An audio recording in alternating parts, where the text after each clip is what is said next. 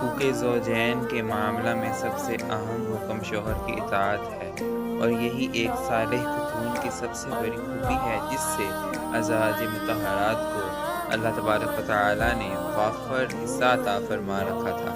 آقا کریم علیہ الصلوۃ والسلام سے وفا شاعری ہی ان کی سب سے بڑی دولت تھی۔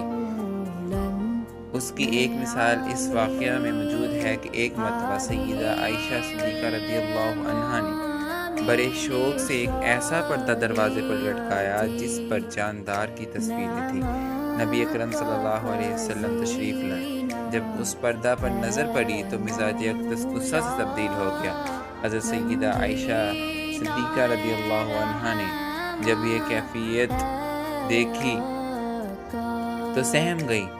ناراضگی، وہ بھی اس محبوب کی ناراضگی جو ناراض ہو تو رب تعالیٰ ناراض ہو جاتا ہے۔ ناراضگی، وہ عظیم الشان شوہر کی ناراضگی جو ناراض ہو تو سب اعمال برباد ہو جاتے ہیں۔ بقول عارف خری، ماہی مینوں مکھ نہ دسدا، میرا عشق قبول نہ کردا، کیتی قطری خو محمد، سکہ نبیاں سرتا۔ عرض کیا، یا رسول اللہ صلی اللہ علیہ وسلم، میری غلطی معاف فرماتے ہوئے اس کیفیت کے بدلنے کا سبب بیان فرمائیں کہ مجھ سے کیا خطا سردرد ہو گئی ہے۔ افسوس، صد افسوس، آج کل کی بیویاں تو کہتی ہیں کہ ناراض ہوتا ہے تو ہو جائے، شوہر ناراض ہوتا ہے تو ہو جائے، ہم نے تو زمانے کے ساتھ چلنا ہے، کیونکہ اگر زمانے کے ساتھ نہ چلے تو ترقی نہ ہو سکے گی اور روشن خیالی کا خواب شرمندہ تعبیر نہیں ہوگا۔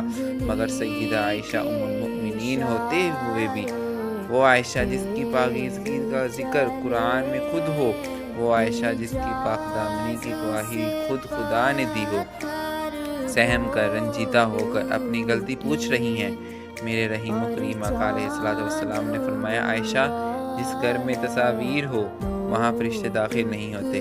یہ سنتے ہی حضرت سیدہ عائشہ صدیقہ رضی اللہ عنہا نے فوری طور پر اس پردہ کو وہاں سے ہٹایا اور دوسرے کسی مصرف میں لے آئیں۔ اللہ اکبر! شوہر کی تابعداری کی عظیم مثال اور لاجواب مظاہرہ ایسی ہی خواتین سے ممکن ہے۔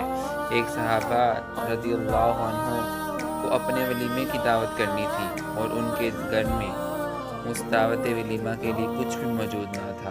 سرکار دو عالم صلی اللہ علیہ وسلم نے فرمایا کہ عائشہ کے پاس چلے جاؤ، ان سے کہو گلہ کی ٹوکری بھیج دے۔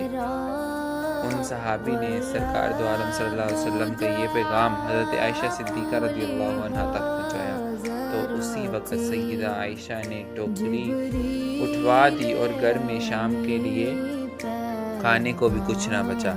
اتنی فرما برداری تھی۔